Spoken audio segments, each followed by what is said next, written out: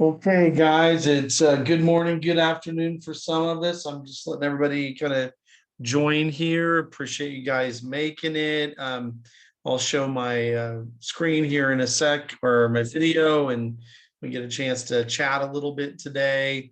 Um, Obviously, probably not the most ideal time to have a webinar. Many people are out, but it was the only time I had in my schedule, and I promised that I'd get some content out before I hit the road over the next couple of weeks. I don't know how many of you guys are going to e-tourism and IPW, and then from there, well, the list just keeps getting longer. But I thought it was a good time.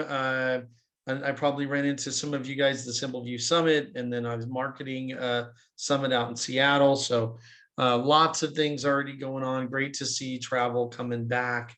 And of course, we're excited about what I'll talk about today. I'm going to probably keep this pretty short and sweet. 30 minutes, probably plenty of time for us to kind of go over and talk a little bit about what we're seeing, and of course, be able to share any information. I think the key, hi guys, the key for us today is that there's been lots of questions, pretty consistent questions coming over as we continue to rethink and revision visitor centers and high traffic areas all over the country. We've got some great projects going. I'm going to share what we're seeing out there again, what some of our customers are doing, what lots of destinations and states. And we've been very fortunate to work with a lot of great projects, some ground up. Birmingham's coming up next week, which is pretty cool for and they have a world, I think it's a world sports event. But very cool stuff going on, new visitor center for them, video walls and kiosks and things like that. I'm going to talk a little bit about that, but let me get started. I think we've got a good crew so far, and of course, excited to share a little more information. Hopefully everyone can see my screen. Let me just double check that that is the case. Okay, should be good to go. Ultimately, we look and we talk a lot about the future and the evolution, especially in my job and what we do here at True Omni. Really, we're about trying to find the right mix for any customer, but I think we all understand what's really happening in the marketplace.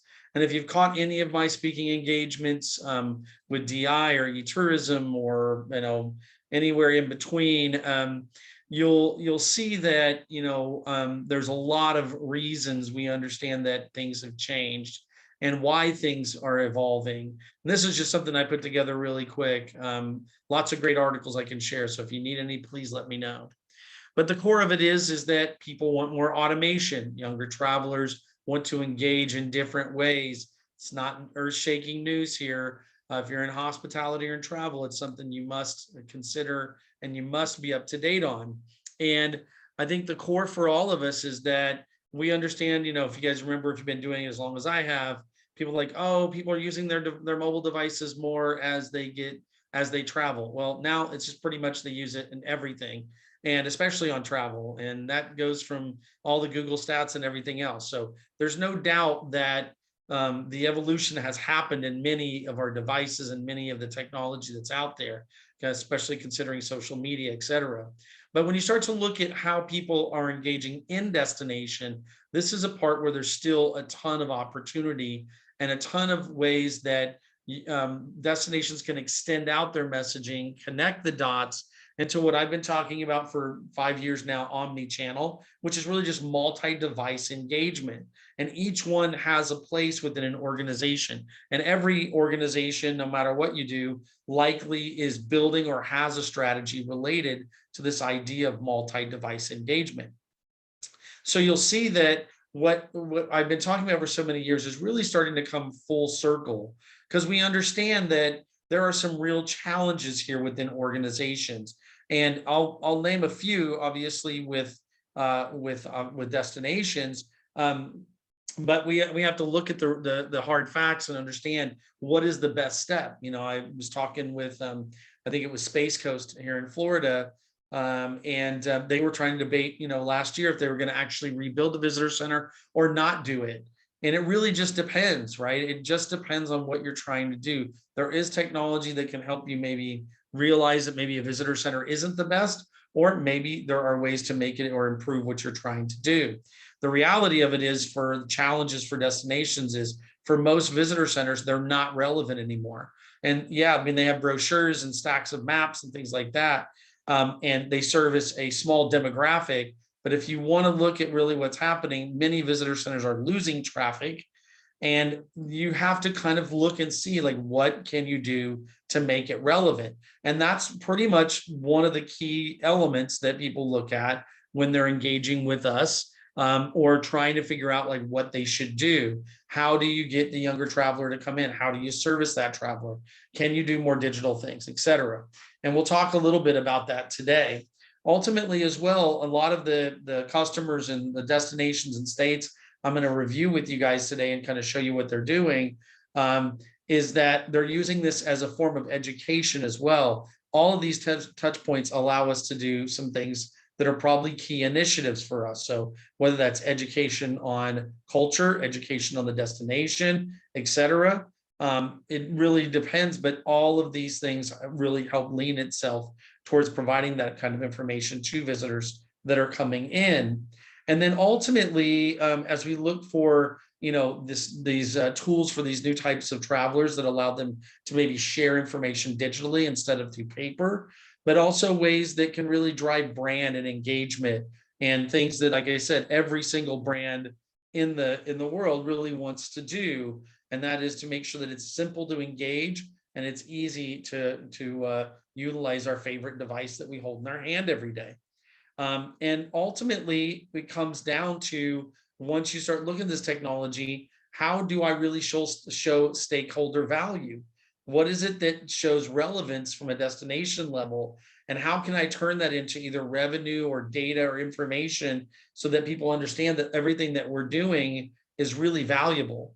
So these are the kind of things that, challenges that destinations are trying to solve. And it's not like I have a silver bullet here. I'm just telling you there's a core part of a fundamental shift that you need to look at and figure out what's best for your organization.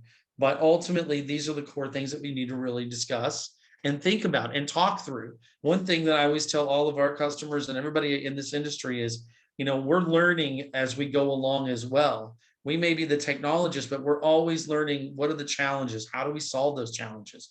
Technology is awesome, but it's got to solve a problem, and it's got to do something that really drives real value, not just something that's cool. Cool only lasts a very short time. You guys know that by now. So understanding the technology options that are at your fingertips right now and that have become more affordable, and, well, it's until inflation, but more affordable in context, but also ways that we can really understand how this content, how these devices and information can help really push out the content and be able to connect some of these dots that we need to connect. And so I'm going to talk about a few that are out there. Of course, anytime you have a high traffic area or an area that you want to engage someone, having an interactive screen, having digital signage and those key things is a great way to grab them, get them involved, let them learn what's going on, and get them in a digital touch point. Indoor kiosks have been out for a long time, and of course, they're made much different now. They're stronger, they're better, they're faster. They function like your phone, and they have a lot of other features that connect back into, obviously, systems that you may already be using. The second one on the kiosk side is outdoor. Now, outdoor is taken off over the last year and a half for us. A lot of destinations are using these kiosks outdoor, either because there's limited hours at the visitor center, or maybe there's some issues with staff, where they're not able to find the right staff, or simply they're just saying, listen, we can't spend the $200,000 or $300,000 a year it takes to keep the center open, so we're going to find some other options to drive that engagement, information, events, and all the other details. Really just depends. But this is two options you're going to see. I don't talk about Pensacola in the deck today, but they're doing several kiosks outdoor, and they're tying it into their trails, which is pretty interesting. And they have a lot of different types of trails, cultural and other things. So the one shift I would say, as you're thinking about this type of interactive technology, is also mobile. We've all heard about mobile. We've all done destinations apps for the last, 8 years or so. And I think we can all come to the conclusions that people don't download destination apps, just like they don't download independent hotel apps. Unless you're Marriott or Hilton, you've got maybe 10% of the people coming to your hotel downloading it. And I think if you're a destination, it's probably more like 5% or less. So, I mean, the reality of it is, mobile really needs to be thought of as a connector. And the way we look at it and the way technology has evolved is it's this connection between, say, an interactive screen and mobile and the whole ecosystem that ties it together. Now, I believe in mobile wholeheartedly. You just need to look at it. There's new technology out called progressive web apps. Bellevue has one of my favorites, Bellevue, Washington. And so I really like what they did because they put chat features and they put things that really drive value. People won't use technology just because it's there. It has to drive value. It has to bring value to them. You give and you get, right? The universal truth.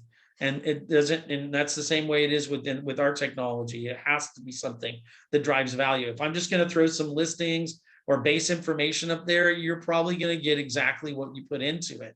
And people won't find a lot of value in it, but there's a lot of ways to do that.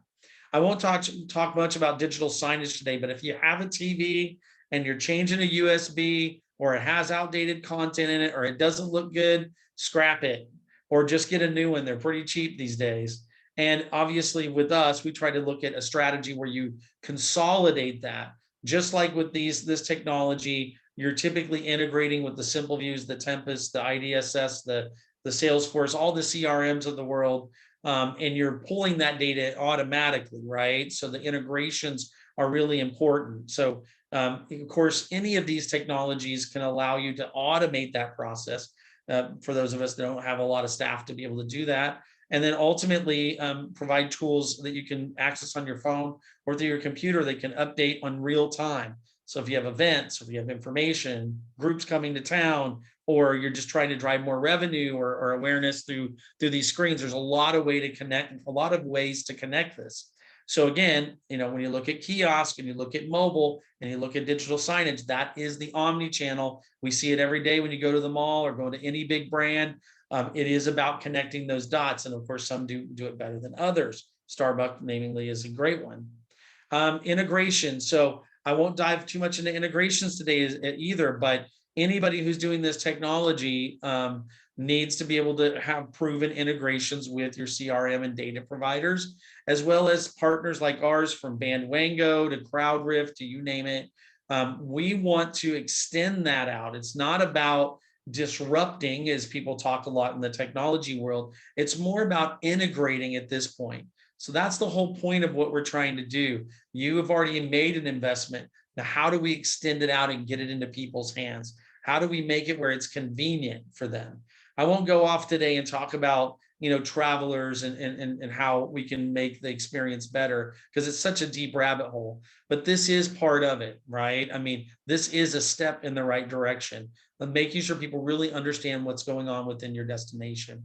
And then ultimately, I'll tie it together and we go through some of these things and know that anybody doing this technology should be installing it, supporting it, and managing it. If you're just buying a software and they're like, oh yeah, go find some hardware somewhere, that can work. It doesn't mean that it can't. Maybe you got a good hardware people on staff, but the last thing you want to do is, oh, I have a TV down and I got to go to Walmart and get another one or whatever else. Find a company that can really do it, that really takes you all the way through it. If you're going to do it right and make sure it's supported and make sure you have somebody to call if one of the products does have an issue. So, again, these are just things to consider and options, but you need to understand these as you're evaluating and also as you're thinking about putting things in your budget. What does it really mean? And I'll talk even a little bit about high level about pricing and some of the things to consider as you're looking at this technology. So ultimately, what does the future hold? I wish we all knew, but ultimately, the destinations that I'm going to talk about next are really a key part of this. And I can tell you right now, I'm inspired every day by what destinations want to do. Sometimes there's no way to make it happen. And other times it's like, yeah, let's try to do this or let's do this. In these cases, these were all, that first step into really understanding how they can push the boundaries within their visitor centers or within areas that will allow them to connect and drive things like stewardship and sustainability and all the great words that we are now tasked with figuring out a way to drive, value for. This is that step. It does allow you to check that box. And it's, again, if you look at the technology as a whole, it is a foundational based service. This is a service that really starts to get you to one level, but can easily grow, because ultimately you're going to grow and you're going to add different vendors and different solutions. At the very least, you want to have something that's consistent, that's connecting you with your visitors. And that's what we're really trying to do here. So let's talk about a few. And oh, by the way, if you guys have any questions, feel free to drop them in the chat. I'll try to get to them at the end. We'll have a little time. I'm not going to take up more than probably 30 minutes today, but and if I can't get to you, I'll send you an email or shoot me an email, and I'm happy to help. Again, I'm not saying my solution is the best solution for you. I can be really honest of what we do really well, and I can tell you, and you can talk to our customers, and of course you can be inspired by them like I am. And the ones I'm going to show you today are inspiring to me because I understand what they're trying to do. And many of them, like I was out at the Maine Governor's Conference, I don't know how long ago, it was a month or so ago, and got a chance to meet, some of the people there. Miles recently won the state contract, so it was great to meet with them, another partner of ours that we integrate well with and really enjoy working with. And ultimately, there were some key things for Maine tourism that they wanted to do. First of all, the Maine Tourism is a member-based organization. So of course, they're trying to drive more value to members. They're trying to get more members to sign up.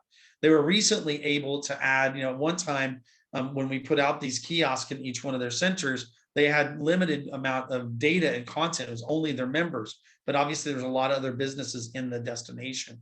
Recently, they opened that up, which is something I've been recommending for a long time. And now I think it's going to provide a lot more member opportunity.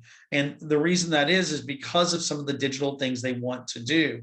So number one is they want to make it easy to share email or text through these systems, and ensure that the content and information about their listings, the things to do, even getting fishing licenses and hunting license, anything else, with a Maine type of destination, they want to make it easy to get that information, point it to them, send them on their way, and obviously using the device that most of us use every day to make that an engagement focal point.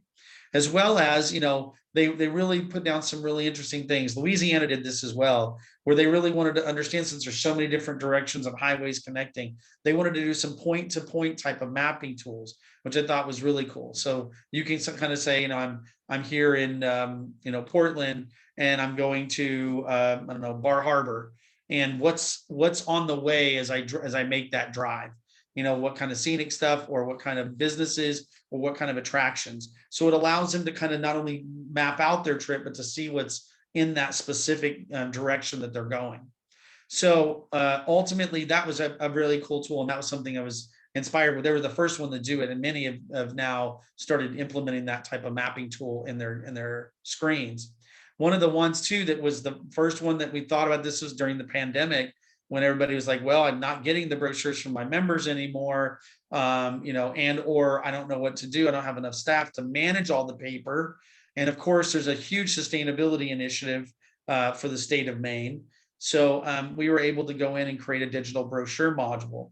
This is something that basically takes a brochure. It can be in a PDF or a JPEG format, and they upload it into the system. You can flip through it like a flip book, and then you can email it and text it.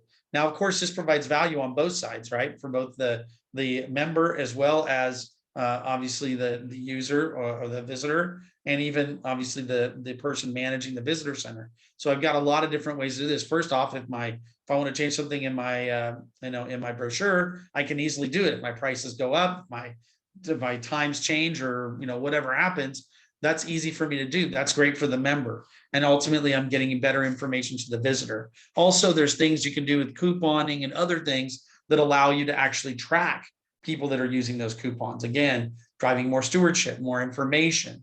So these were things that, some of these were not our ideas. These were the ideas of Tony, the CEO over at Maine, and us having real conversations of the challenges that he has and the vision that he wanted to get to. So I talk about, Tony a lot, and have built a great partnership with him. So I really enjoy continuing to think about that. And they're doing even more transformation coming up in the next few months. So that's one. And I think, again, as you're looking at people, and of course, I'm happy to connect you with any of these guys, because I think it's great to share these ideas. I was just talking to a hotel partner, and a hotel's doing something really cool with these little bracelets. And I thought, well, why don't I just connect you guys and let you talk it out? We have technology that can help, but that doesn't mean that, that we're always going to have the perfect solution. Let's see what we can do. And many times we can help, and many times our solution tends to be the best. But ultimately, we want to make sure we're driving some great value. Let's talk about transformation, because transformation is really what Alabama is doing, at least in my mind. And I don't think it's just the state. I mean, I think it's the entire state. Huntsville, Birmingham are now customers of ours, but the state obviously was the one that approached us first. And, they have a new visitor center that they launched, which is amazing. It's beautiful. I went and looked at it, and it's one of the nicest ones I've seen in a while. But they had a big space, and they didn't want to just throw in another, five big things full of brochures and one big visitor center table or visitor staff table, and there you go, right? Check the box. That's not what they want to do, because they realize that that's not going to get people engaged. You guys have to see pictures of this. If you're going to be at eTourism or IPW, let me know. I'm doing a presentation with the deputy director in Alabama, and he's going to be talking a little bit about what this transformation is like. Now, we're just in the midst of this. So, again, we got to work with them in the beginning to actually lay out a design. And although the Department of Transportation didn't like our design, it'll be good for you guys to hear this directly from the customer, from Gray over there. But anyway, he'll tell you about what he went through to talk about building design and strategy. But we love doing this stuff too. I love thinking about flow patterns, how to get people directly to the desk. Believe it or not, I like technology, but I still believe in human contact. You want a straight path to people, and letting people, when they walk in, to be able to go up and ask somebody a question. But you also have technology to pepper that through the experience, and to drive awareness and expand media use in ways that you can really connect this. One thing that I wasn't aware till we actually got into the project is the state has invested heavily in Bandwango, and they have several amazing trails. I think it was like 4 or 5. And we were going through this. I was like, well, Bandwango, they're a great partner of ours. You have to put this onto the kiosk. We have to push this type of interaction. And some of our destinations, people are viewing 200-300 times a month Bandwango, passes and trails, and they're sharing them to their phone. That's great stats. But anyway, we got to really understand their strategy on that, and we wanted to extend that out. So of course, we worked with them to look at how we could leverage that experience and leverage those trails and put that. You can't really see this in this picture, but there's some great video walls and digital signage throughout here. Really, really engaging stuff. And of course, it's all connected by some strategically placed kiosks that are sitting in areas where there are brochures and other things. Of course, they're using the digital brochure strategy as well, that Maine kind of started, and ultimately using that as a function for people to be able to flip through them and share email or text. So this is what's really happening. So it's kind of twofold on this one. One was really rethinking the actual physical design of the center. The way that centers are designed, and most of them, it'd be real, haven't been redesigned since the 70s. I don't know, 60s even. And it has to, really move that direction. And you'll see this across the country. And I feel like it's our special directive to make us competitive. Go to Europe or Asia and see how nice their visitor centers, and then walk into some of ours here in the United States. It's time for us to pick up our game, and this is the time to do it. And of course, we're one piece of this, but a beautiful center is coming together, and again, transforming. But does that mean that I'm completely pushing the staff aside and no more paper? And no, not at all. Staff has to be trained on this. Matter of fact, in this center, they have small little 15-inch screens sitting on the desk, and they can look at it. It's the same interface that's on the bigger kiosk. They can look at it. They can build itineraries. They can tell them, build a favorite list, tell them where to go, make sure they get here by 3 o'clock, put all that information and email it right to their phone. And then they can drop it in their calendar or whatever they want to do with it once they get it. So the staff needs to be part of this. And it is a transformational really in all aspects. And you guys know better than me, it's not that easy. It has to be in the form of process. So there's training and other things. At DI, we're going to make an announcement about some of the training we're doing for visitor services. And it's nothing more than just getting people to really think about that. You have to start thinking about these new touch points to really be relevant and to, be able to have the staff, give the staff the tools that they need. So transformation comes in a lot of different ways. Of course, it's exciting when you get to build something from scratch. I mean, it's great. And this is one of those amazing projects that we're able to do that. Napa Valley, a newer customer for us, but I thought it was a very interesting approach because Napa Valley, I think, is at the top rung of at least from my perspective, of the world wineries. And obviously the ecosystem and everything that comes with it. And they have several counties and areas, as you guys probably know, in California, in the California wine country, and they're all a little bit different. But ultimately, I was thinking to them, I was like, oh, we should do mobile, et cetera. But they had a whole different vision. And I'm not saying they're not doing mobile. They are actually doing mobile. They're doing a progressive web app that does connect with their kiosk. But the core for them was, hey, we have all these different wineries, these tastings. We want a centralized place where they can go and do this. And I thought, well, how am I going to do that? There's, 10 different ticketing systems. Well, it turns out there's a way to do it, and we're doing it. And the core of it is now anybody that goes to Napa can go into any one of their visitor centers throughout any county and use this kiosk to actually book and reserve, tastings at any of the wineries. And they can actually do that through the app as well. But ultimately, this is a way to engage how people build that vacation they want, or while they're there, to get into the wineries they want and instantly see availability and really use this. One thing I thought was very unique as well is that they're connecting with the chambers, which they're really trying to work with and make sure that the chambers also have an opportunity for this technology and even to be able to use it on their own. I think that was something that was kind of unique when we started talking to some of the chambers, that the chambers actually get to control part of this interface. On the back end would be all Napa Valley and obviously the reservation system, et cetera. But ultimately, they can put their own content into these kiosks. They can make it their own. And there's a lot of great ways to build those type of partnerships. I'll tell you that if you're looking at this technology and you really want to do something special, it's going to work itself out anyway, because as soon as your hoteliers see this or attractions, they're going to want it. It's a great investment to make, because once you make the investment, none of your constituents have to make that investment again. All they have to do is buy the hardware, and then you can provide them with the software. And of course, we can provide the whole thing, but ultimately it gives you a solution that they can expand, and they can even use it how they want to use it. So there's lots of different ways to do this. And of course, just a great new way of managing that, and new tools, and being able to connect different regions and things like that is just going to be awesome. So I just wanted to mention, I thought it was a very interesting way to do it. And again, something that you guys can all be thinking about as you're trying to really find the right solution for you and to solve some of those challenges. Maybe we can help you solve some of them. And I think this technology does lend itself well to doing that. All right.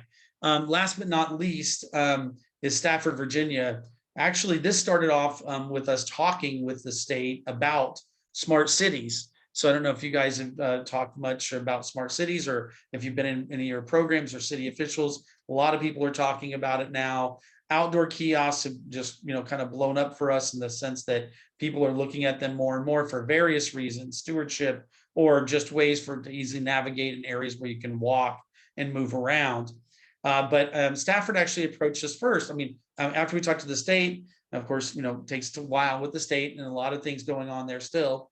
But Stafford's like, you know what? We want to get started. We want to put some outdoor kiosks in strategic areas. We also want to support the Smart City Initiative that has an analytics part to it. It's got various things that are connected in with these programs, but they wanted to be the first, and they are. And so we actually, I think in the next 2 weeks, are rolling out those outdoor kiosks, and they're using them to provide better information on obviously a lot of the surrounding areas, and a lot of things that drive awareness, and that can understand what's really there is to do in Stafford, which I had no idea. But once I got that information, such great history there, such great information that you would never know. And of course, this is for both locals and for visitors. And they really wanted to up these programs, these events, alerts and notifications. They really wanted to involve the community as well as their visitors with these strategically placed screens. The one you see here is actually one of the portable ones that they're taking with them to different conferences and things. And they're actually using that too for some of their smart city conferences and looking at how they can get state funding. I'm not going to talk much about it today because kind of don't want to, but either way, I mean, when we talk about grants and things like that, of course, I'm happy to connect you with people that know better than I do. But we can do a lot of single source programs, but there's some grant things. There's a lot of things coming down the pipe. If you're looking at getting funding, smart cities is a great way to do it. Getting involved with all the downtown authorities and looking how you guys can combine resources and efforts. I feel like that's a lot what Stafford is doing as well. They're really utilizing the resources they have, and they're connecting these different programs. They're driving awareness. They're providing, local businesses with information that they've never had before, and they're showing them, what's possible as the state moves to really embrace technology as a state. So anyway, I wanted to highlight them. I mean, you can see obviously differences throughout all of these different implementations, and I really just wanted to tell you guys about these because I think it's really relevant as you're trying to think about what you're going to do and some of the funding you might need and some of the things that you want to look at as you start to really think more than just, I need to upgrade my website again. Responsive websites are great, and it's great that you got a lot of information on your website. That is not what we do. We do in destination, and any one of you that's traveled knows in destination experience is what is really important. Yes, getting them there is equally important, but when you get them there, you want them to come back. You want them to have a great experience, and you want to provide them the tools that help them really do that. As they understand what's really going on, what events there are, what places there are to hike. Can I bring my dog? I'm in town with my family for the weekend. Yes, staff members are great fulfilling that. But when there isn't a staff member, or when people are looking at digital, right, going back to some of those stats, right, 70% of most millennials will walk up to technology before they're going to walk up to a human being. I'm not saying that's right. I'm saying that that's what is happening. So you want to be looking at the future there. And this is part of what's happening in the future. So I didn't get down into the weeds too much, but I want to give you guys a few tidbits before I wrap it up. We'll see how we're doing on time. So we're doing pretty good here. So we're just about 30 minutes in. So let me try to kind of wrap this in a nice little bow for us. There's key things to consider. And obviously, a lot of those have to do with, what your budget looks like, what you really need to accomplish. Do you have constituents and things you're trying to meet some current objectives? What kind of integrations do you have? Making sure, of course, as we mentioned, that the vendors you're working with do have integration points with the vendors that you currently work with.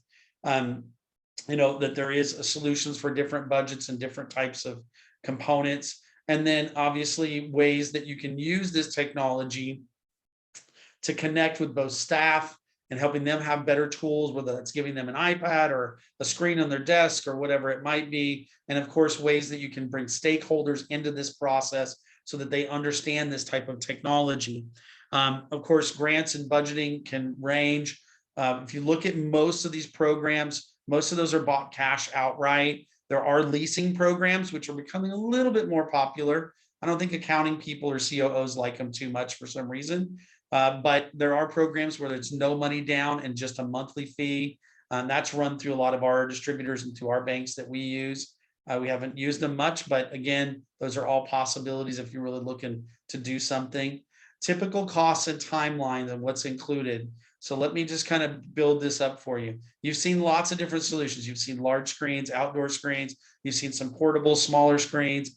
All of those vary. And in cost, I would say on average, you're going to spend between $4,500 to $10,000 for an outdoor unit. So it really ranges. Also, you want to think about in hardware, is it scalable? I mean, In other words, right now, we try to make sure there's a camera on every one of our kiosks. We do that for various reasons. One, to be able to provide better people count, maybe demographic recognition, or to utilize our wonderful photo booth feature and try to drive more data and engagement from visitors. But we like to make sure there's a photo, there's a camera. But now we're also starting to retrofit some of our kiosks with microphones and speakers. Speakers are always good anyway. I always like to throw speakers in there just in case you want to run sound or whatever for the future. But when you're looking at hardware, make sure it's scalable as well in the software. You should get a solid 5 to 10 years out of an interactive kiosk. I've got some kiosks that have been 8+ and they're still running strong. You may replace a media player or a PC that runs them every now and then, but it should run good and it should run to that extent.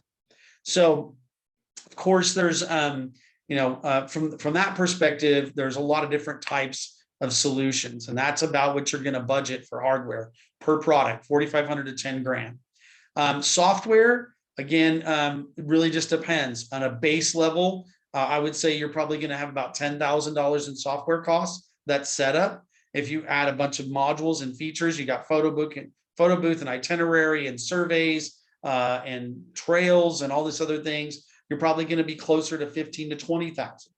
So you can kind of see, a base solution that I think we recently quoted out was probably 20,000, and then it can range up to around 30. That's just for one kiosk. Digital signage is a different animal. You want to buy commercial signage. You don't want to go buy it from Walmart, really. You want to buy something, and there's many reasons to do that. One of the main reasons is that, one, it's built for 24/7, but also that we can load just like a Netflix app onto the screens. So there's a lot of different ways, a lot of different hardware things to consider there. But I would say you're probably looking around $1,500 per screen. That's for a 65-inch or 75. And then, of course, the software probably runs around about 3,000 or so. And then setup and then ongoing fees. I'll mention those real quick. Usually for a kiosk, it's anywhere from about $50 to $200 per month.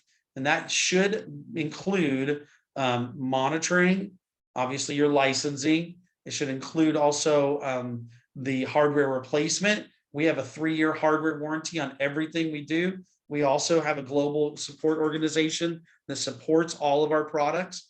We make sure that we're up 24/7, 365, and that is part of it. So I highly recommend you look at those type of things when you're looking at a vendor and hardware. But that gives you some ballparks, right? So you've got, again, those type of software costs, those type of hardware costs, and those type of monthlies that are going to be included. Usually digital signage should be between $25 and $50 per month per screen, just so anybody who's taking any notes, just give you some ballparks. Remember, these are estimates. Everything can be customized, and there can always be a solution for pretty much any type of budget. So it just depends on what you're trying to do.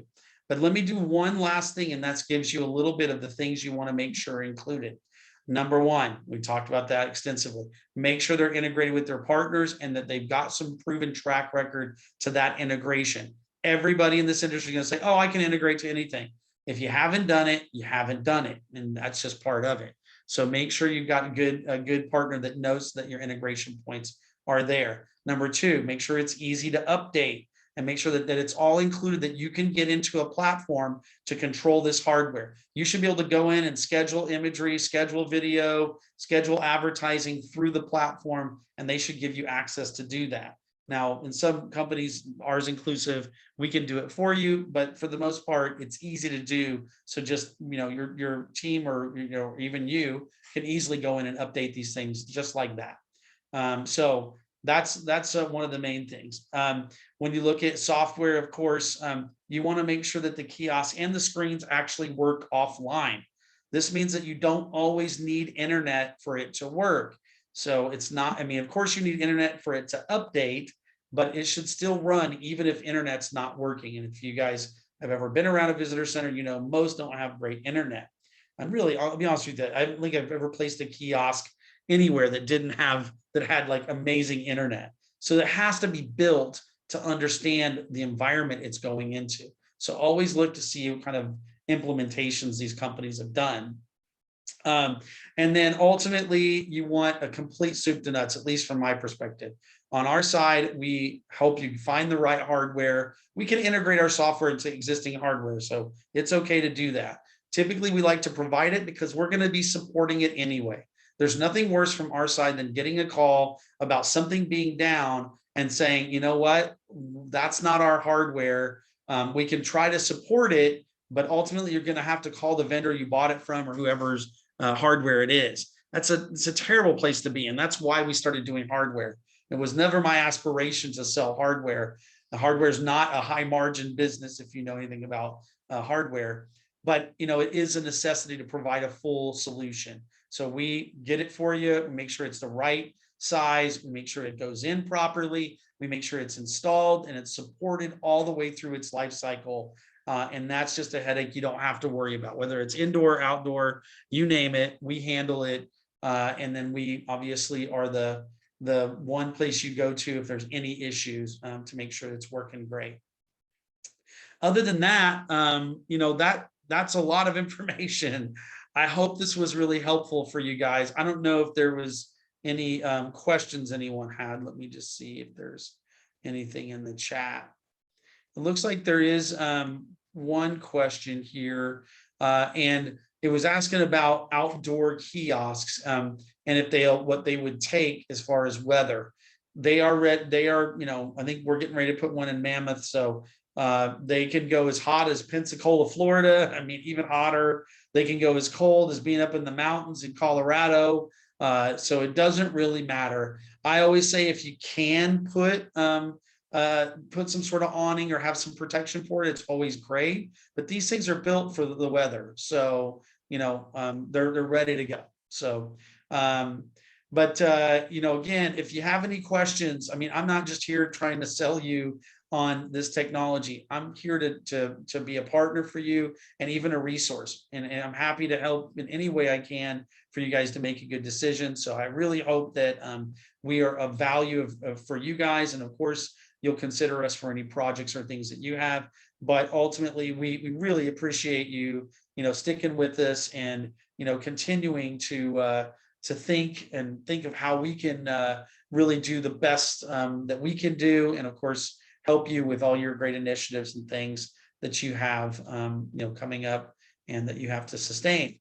So, well, I think that should get us through to about 45 minutes. I really hope this was valuable for you guys, and I appreciate the comments that are coming over. I'm glad it was some good information. And of course, you can reach me at dr@trueomni.com or just call us. info@trueomni.com works as well. And happy to help, and look forward to talking more, and have a wonderful Memorial Day weekend. And of course, keep in touch, and we will talk soon. Thanks so much, guys. Take care.